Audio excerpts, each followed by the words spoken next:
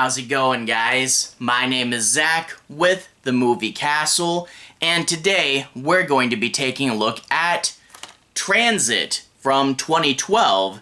This is directed by Antonio Negret and stars Jim Caviezel, James Frain, Baird, and Elisabeth Rohm. Now, if you guys know this channel, I'm not the biggest fan of action movies, but what led me to this film? It's actually an After Dark film. After Dark, if you guys are horror fans, you may remember that name for their After Dark Horror Fest. A lot of us have really fond memories of these films. But anyway, this movie, is it good? Yes and no.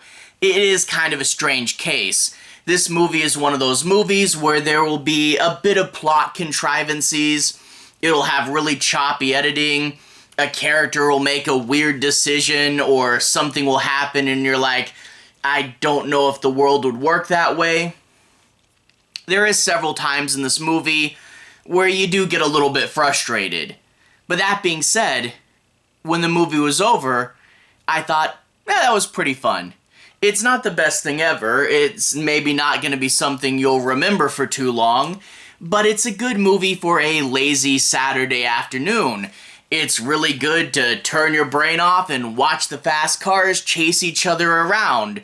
It's got a sense of energy behind it, and it did keep me glued to the screen when I really did expect to check out a few times there.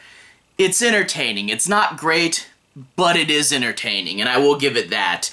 As far as those flaws go, this is one of those movies from the choppy editing era, and yeah, there's a bit of a choppy nature behind this. Now, it does have a cool sense of rhythm, and seeing all these fast-paced shots, boom, boom, boom, boom, boom, it does have a sense of energy and life behind it, at the expense of clarity and story, where you don't really know what's going on when we get into this confusing editing mess.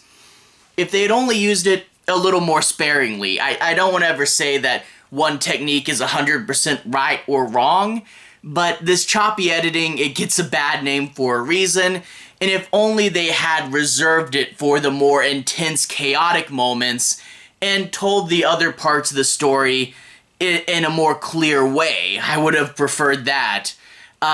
Also, with the story, yeah, like I said, there are some contrivances here.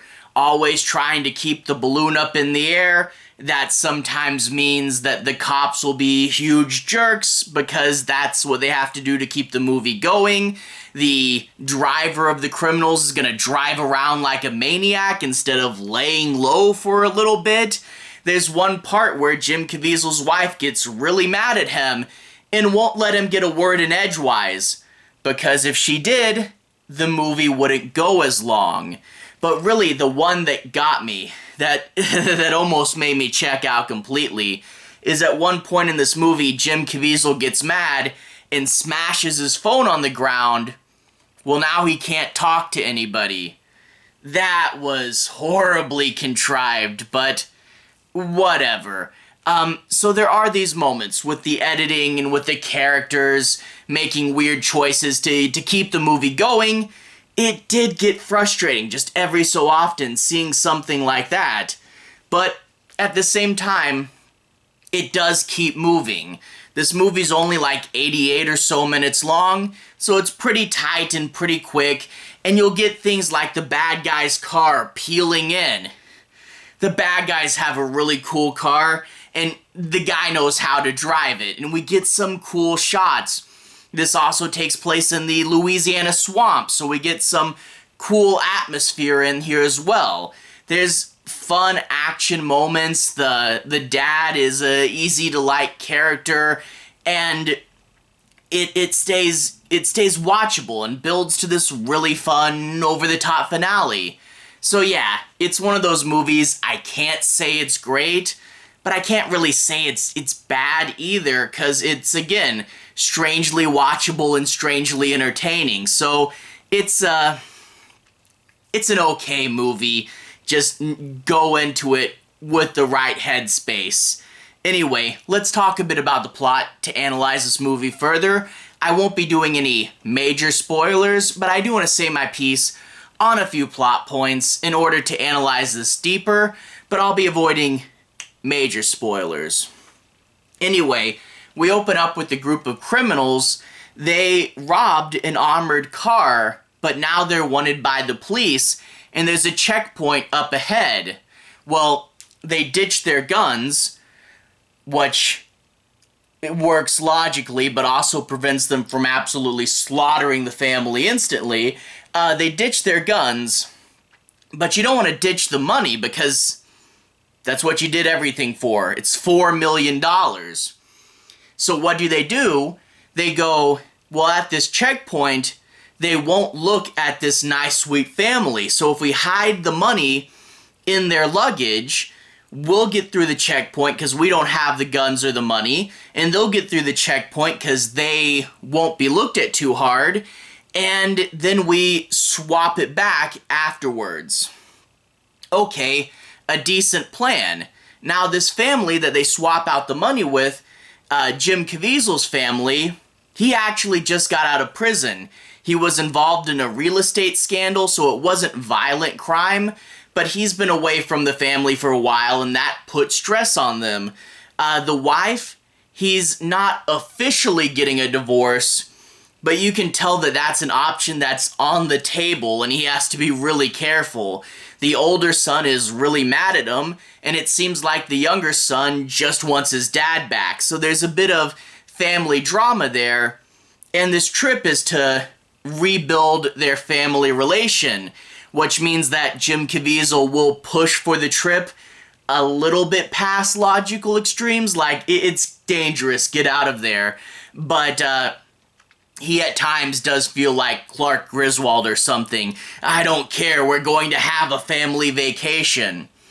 But anyway, they get through the checkpoint, and the bad guy's car starts to harass them and try to force them off the road. Again, another contrivancy there. This guy's supposed to be laying low, and there he is peeling his car in. It looks cool, but it's forced. But anyway, they get in a bit of a car chase. Again, if he had just waited for the family to pull over somewhere and then did the swap calmly, the movie would be over in about 15 minutes. But we have to have cool action sequences. And the chases are pretty cool. Again, the bad guy's car does look cool. Quite quickly, though, you know how I said the cops were irrational jerks? The cops see this and pull over Jim Caviezel's car, and they say, oh yeah, those guys were, I think, trying to antagonize you to get you to speed and get me to catch you, and I'm okay with that? It's really weird logic. I mean, the bad guys are gone, but the cop was there and could clearly see these people are in danger, but he wants to punish them. And you think rewarding this kind of behavior, even though that's not what it really was, would result in it happening more often and citizens being in generally more danger. But whatever, he's going to give them a ticket, and it's fast enough that the charge is high enough that it would break Jim Caviezel's parole. Well, obviously he doesn't want to do that, and even though he could just get a lawyer and try to get the ticket reduced or dismissed, I mean, he was in physical danger, he's going to throw a fit and get arrested. And now we have the characters in different places. Jim Caviezel, his family, the bad guys, and the cops. And I won't talk in any more specifics about too much of the plot. Needless to say, Jim Caviezel doesn't spend the whole movie in jail. I was a little worried for a second.